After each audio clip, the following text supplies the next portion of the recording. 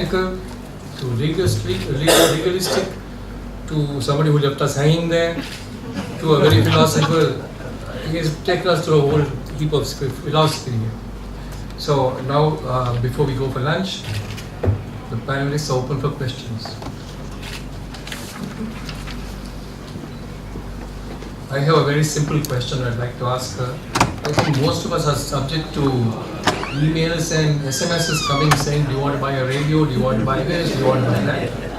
And I would like to know whether service providers provide these marketeers with that information. I know she said she's not speaking for the employers. So, actually by law, under the Telecommunications Act, we are an operator is prohibited to disclose any subscriber data to a third party. And answering to Mr. Nadesan's question about getting this marketing information, is that we need to take cognizance of where we disclose our data to these third parties. I mean, for example, if I may go and buy give my number to a fast food delivery service, and they store that data, and they process it data to profile it, and whether they share that information, that profile, with some other third party, and basically use that information for a marketing campaign. Actually, the telecom service provider has no control over it. They provide the service of availing the transmission of the information, but that's the limit. An operator can the limit of an operator, and the processing of the data is actually with the person you disclose your data to. But unfortunately, in Sri Lanka, we don't have a legal regime, even in the Consumer Affairs Authority Act, which prevents or which give guidelines on how we should process this information, and to what extent we, person who receives those information, should process it even further. So that's the issue I see. Thank you. I can see a whole heap of hands. Yes, please. More by way of a comment. The first thing, I think, as campaigners of right to information in India, we do recognize that the right to privacy is also a very, very important fundamental right. We don't want a situation where the state mindlessly collects and mines information about citizens. That's unacceptable, and I think I also want to put on record that very often there is this debate that the poor are not really concerned about privacy, and I think that there's a huge problem there for people who are accessing state medical facilities to get, let's say, HIV positive treatment. They don't want that information to be made public. There are huge stigma associated with it. Their jobs and everything is concerned. So I think the right to privacy is very important. That's recognized. In fact, recently we had a privacy judgment in the country which says that it's a fundamental right under the Constitution. I think where the problem lies, and I think Venkatesh already talked about it, I want to join my comments to what Venkat said, is the tension between the right to privacy and the right to information. And that's kind of evident from the way information has been denied in our country under the Right to Information Act, the exemptions which are there. So there are studies which have shown that the privacy clause under the Right to Information law has been the most often used clause to deny information, and deny it illegally to people. Now, for example, in a country like India, I can certainly speak for India, where mechanisms of institutional oversight are very weak, where corruption is a huge problem, where public resources, how mining contracts are given, all of these are huge issues. If one moves towards a greater regime of privacy, which is not justified and where public interest is concerned, that is where I think the real problem lies, and that's where the tensions are. Now we are moving towards a space where there is likely to be a data protection regime. Unfortunately, that itself, that process of creating that legislation in India is itself being covered in a huge veil of secrecy. So we are having to file RTI applications to say, what is the law, what is the bill that you're considering? They're refusing to give us a copy of the bill. So in a regime where some of these things are themselves under a veil of secrecy, the trust, public faith in the process of making privacy a right under a law also becomes a problem. So I think that the real issue therefore is that in a situation where grievance redress mechanisms are really broken, where governance is really broken, and like Venkat said, people don't get even their basic rights and entitlements unless they have information about it, and they can struggle to get it using that information. Overemphasizing the right to privacy at the cost of transparency can often be a problem. So for example, even when we were responding to the Data Protection Committee, we spoke to the Dalit human rights campaign in the country.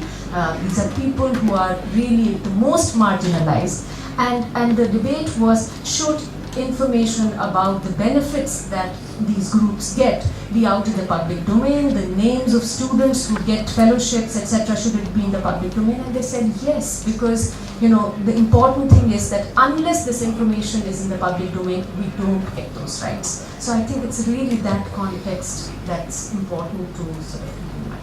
Thank you. Thank you. Lakshman, yes? Thank you. Question is to Mr. Jayant Fernando. Having heard the rest of the panel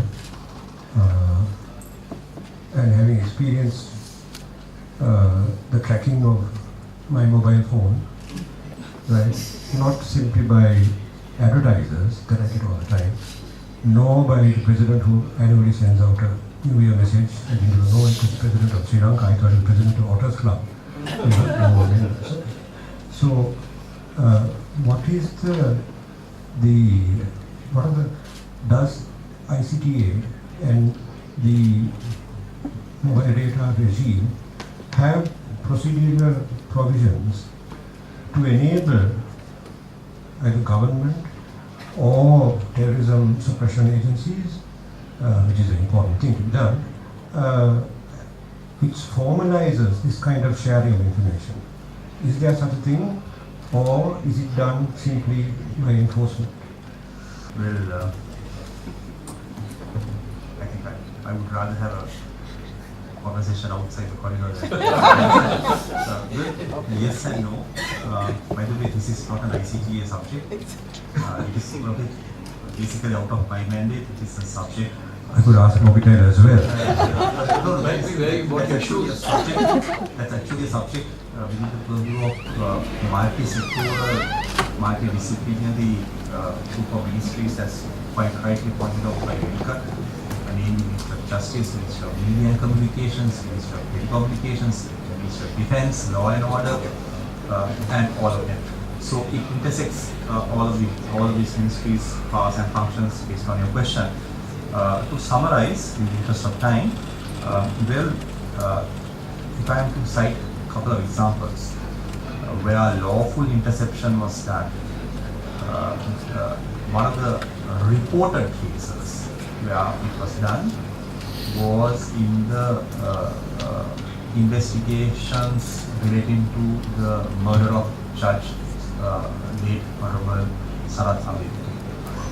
What happened 2-3 hours after his death, and what the manner in which call records were obtained through a voluntary cooperation mechanism, and procedurally thereafter sealed through a mechanism under the Criminal Procedure Code, read with the Evidence Special Provisions Act number 14 of 1995. So there are measures through which such lawful procedures can be carried out. Well, in relation to national security related functions, there are cooperation methods established under the police ordinance, police gazettes governing the mechanism under which one contact point in the police, namely DIG, CID, having the ability to cooperate with on an established procedure, which is in a way controlled through the licensing regime under the Telecommunications Act, how they are able to obtain subscriber information for investigation purposes. But again, falling back on the need to report to courts. Surveillance, counter-intelligence, anti-terrorism measures, there is a lot of areas where there is gaps that needs to be filled. One aspect that came was under the emergency regulations formulated under public security ordinance. Thereafter, what we need to consider is whether the new prevention of terrorism laws that are coming in can bring in measures similar to the counter-terrorism measures that are found in UK and Europe and other civilized societies. Whether we can have checks and balances. So these are areas that we can look at. But I have to qualify what I said. This is not my subject. This is a subject that pervades multi-sectoral agencies. And one, now that I'm on the mic, one point that the learned chairman asked about how safe is citizen data in the custody of the registration of persons department. Well, it's interesting to know two things. Number one, the Registration of Persons Act number 8 of 2016, together with the accompanying regulations that were approved by Parliament in August 2017, puts into place a set of stringent data protection measures, including imposing criminal sanction starting from the Commissioner General of that office. With regard to if release of data is done contrary to established procedures. So it's a very interesting law that seems to have been somewhat modeled on some elements in the European data protection rules that have been imported here for the first time. And I was quite interested to read the way in which it has been done. But as to whether we are really safe or not, it all depends on the circumstances of each case, who is the qualification criteria for appointment of those persons into those positions, and whatnot. So there are whole heaps of unanswered questions that needs to be answered, and I fully agree with Venkat that we must have a localized solution to this problem. Any more questions, please? I think it has stimulated our appetite now and we're all ready to go. I don't let the carbohydrates make you come back and sleep.